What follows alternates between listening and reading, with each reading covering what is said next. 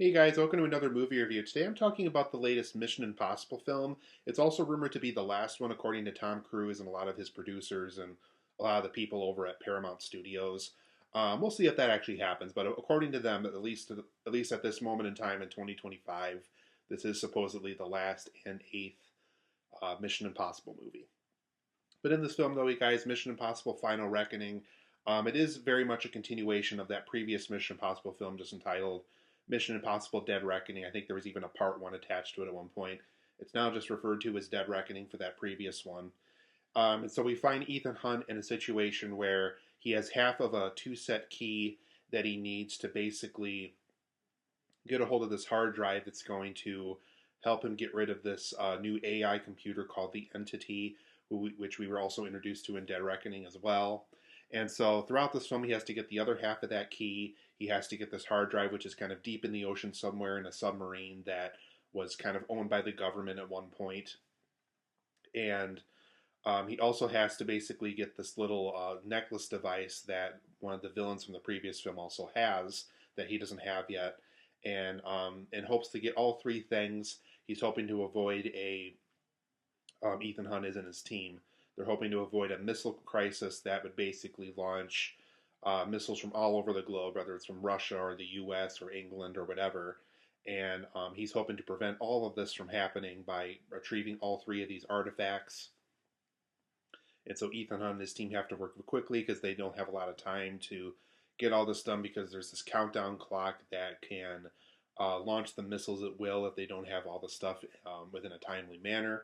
So over the course of this film, Ethan Hunt and his team have to retrieve all these items and work against the clock and make sure that none of them die or anything like that.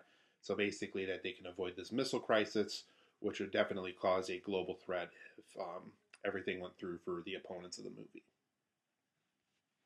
But overall, guys, I really enjoyed Mission Impossible: Final Reckoning. I thought it was a very, very good film. I also significantly liked it much better than Dead Reckoning from 2 years ago. It's not my all-time favorite Mission Impossible film. I think the third film and Mission Impossible Fallout are probably my two favorite Mission Impossible films. They have more flavor to them. They have a little bit more interesting things for Ethan Hunt to do. There's more interesting writing ideas, I thought, as far as screenplays went. I thought some of the action scenes and stunts performed in those movies were a little bit more impressive to me than what I witnessed here in Final Reckoning. Even though there is some stunts here that are absolutely fantastic, including the airplane sequence and an underwater sequence. They're both absolutely terrific here.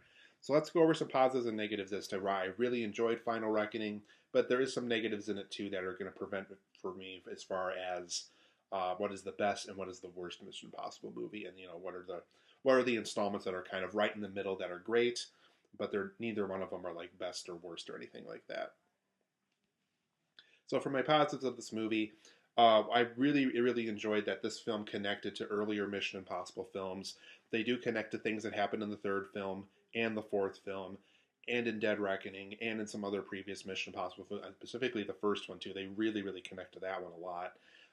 There's even characters that show up from the first film that are related to things that happened in that film that happen in this film that are significant. And I just think that's really interesting and neat. For being an 8-film franchise now, you really do kind of have to connect things together. And I do like how Christopher McQuarrie himself did, because he also was involved with the screenplay. He did connect those earlier films. He did bring back some characters that are significant to Ethan Hunt's life, and some artifacts that they have to look through over the course of this movie. Very good stuff. Very strong screenwriting.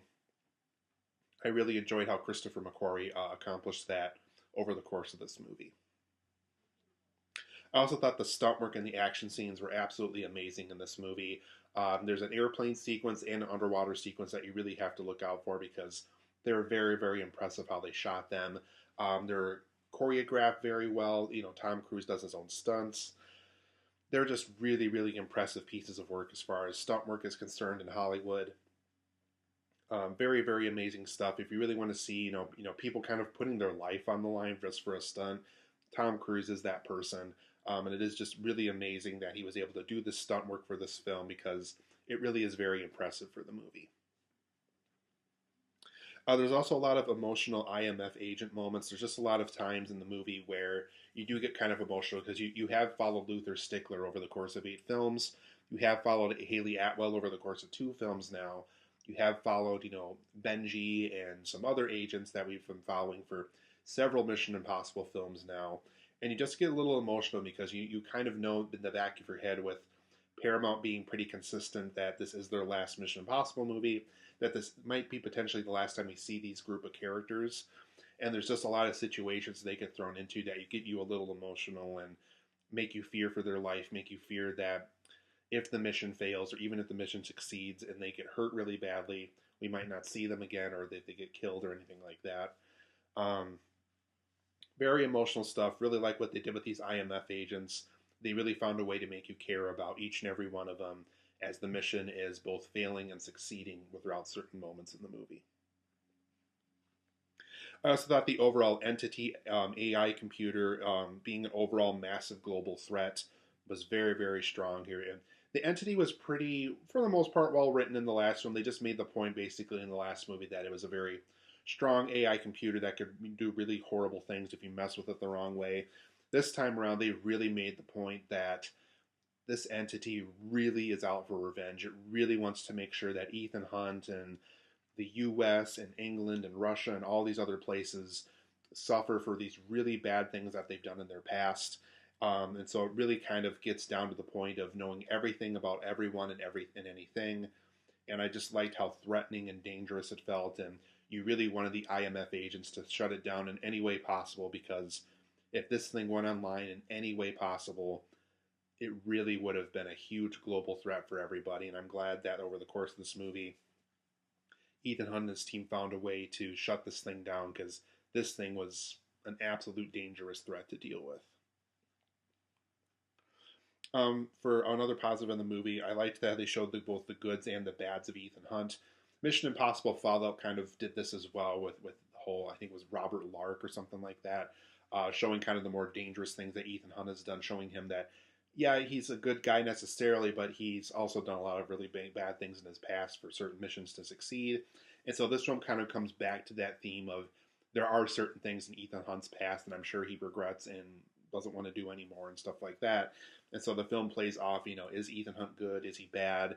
There's a lot of stuff in his past that are kind of dirty and kind of icky as far as how he had to get it done and why he had to get it done and stuff like that. So I like how the film plays off of how Ethan Hunt's a good guy, but he's also done a lot of dark stuff in his past that may not make him look as good as some people might say he is. There's also some, like I said, there are some negatives I have at the movie as well. One of them is this film unfortunately does have a very, very long runtime. The film is almost 3 hours in length. I think it's about a 2 hour and 50-minute movie, so very, very long. So make sure you go to the bathroom beforehand, because it's a very long film to sit through. Even just watching it, I felt like they easily could have trimmed out at least 35 minutes of the movie. There's just a lot of moments where it's just characters staring at each other, or it's just you taking in an environment that they went to while they're globe-trotting for certain things. There's just a lot of opportunities where I feel like they just could have trimmed down the runtime a little bit more, because I really do feel like the runtime they gave us just feels kind of fat, really. It just feels like they are just kind of going for everything now, because they are kind of set on the idea of making this the last Mission Impossible movie, which is really too bad. I think if they had the right editor involved, I think they could have trimmed down the runtime a little bit more for this movie, just so it doesn't feel so fat and excessive. So for me personally, I would have preferred a shorter runtime. I think that would have made the film more enjoyable and potentially could have made probably the film's box office even a little bit more appealing to other people as well. There's also certain moments in the film that unfortunately do kind of overstay their welcome. I would say once we get to the third act of the film, there's just a lot of times where it's just characters staring at each other, us taking in environments, us, succeeding and failing on certain things. And there's just a lot of times where the film just kind of feels like it doesn't want to move on to the next thing when it really should have, because how big the global threat is with the entity and stuff. And there's just a lot of times throughout the movie where the film just feels like it's spending a lot of time on a lot of these really big ideas, which is fine for certain things. I think you have to choose your moments for something like that. But there is a lot of times here where the camera does stay on something a little too long, or spends a little too much time on exposition on something. And I do feel like there are times where a good editor really could have handled the exposition and figuring out, what's too long, what's too much, what's too short.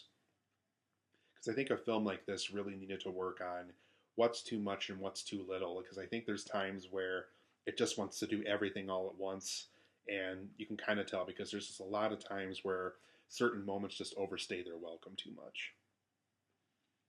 There's unfortunately a lot of logic issues in this film too. There's scenes where clearly Ethan Hunt or any other person on Earth wouldn't be able to breathe underwater as long as he has, because there's times where he tries to take his scuba gear and mask off during this underwater sequence, which is awesome because I love the underwater sequence itself. But there are times where it feels like he can kind of hold his breath forever and still survive and do all this other stuff. And there's just times throughout the movie where the film has major logic issues, where any logical person that knows how breathing underwater works knows you don't have a lot of time to do that. And so, Ethan Hunt's not part merman or anything. So there's just a lot of times where some of the logic of the film just really didn't make sense. So go into this film knowing that not everything you're going to witness is completely realistic, because I don't even think a real Ethan Hunt would be able to breathe underwater as long as this one does. I also didn't like, too, how the opening credits of the film are almost literally like 25, 30 minutes into the movie. And for me personally, if you're going to do a Mission Impossible film, do a little, cool little stunt thing at the opening, 10, 15 minutes in, then start your opening credits. This time around, they felt like they waited like 30 minutes into the movie to do an opening credits. And it's one of those things where, are you going to do opening credits or are you going to not do it? Are you going to do it or are you going to not do it? And it's just one of those things where, once again, going back to runtime, I felt like they just were trying to do way too much all at once. And I thought the opening credits felt a little too delayed for their own good. So it's one of those things where I felt like they should have done that earlier in the movie, because it just felt kind of awkward and weird and delayed that they waited as long to do them the way that they did in the movie. And overall, like I mentioned previously, this is not the best Mission Possible movie. This is not the best Mission Possible movie. Um, I think certain earlier ones like Fallout and Mission Impossible 3 had a better runtime to them. They had a better pace to them. They weren't almost 3 hours long or anything like that either. Um, though the stakes were very big in this movie, there's also some big stakes that were done in those films as well. I also thought some of the stunt work and storyline stuff blended better with each other. So, though I really, really enjoyed this movie, there are some better Mission Impossible films out there you can watch. And I guess that's just my opinion on that. But for Mission Impossible, The Final Reckoning, I'm going to give it a 9 out of 10. Really, really enjoyed this film. There's definitely some terrific things about it. But like I said, there is some negatives along the way, like its runtime, overstaying its welcome at certain times, some logic issues, delayed opening credits sequence, and just not being the overall best Mission Impossible film as far as story or characters or any of that stuff goes. But 9 out of 10 for me. Really enjoyed the film. Do go into it knowing that it's not perfect, though. I can definitely see why it has like an 80% on Rotten Tomatoes, I think, as of this moment. So very, very good movie. I really liked it a lot, but do go into it knowing that it's not perfect and that there are some things about it that could have been better for it. So 9 out of 10 for me. Highly recommend it. If you're a Mission Impossible fan, be sure to check it out.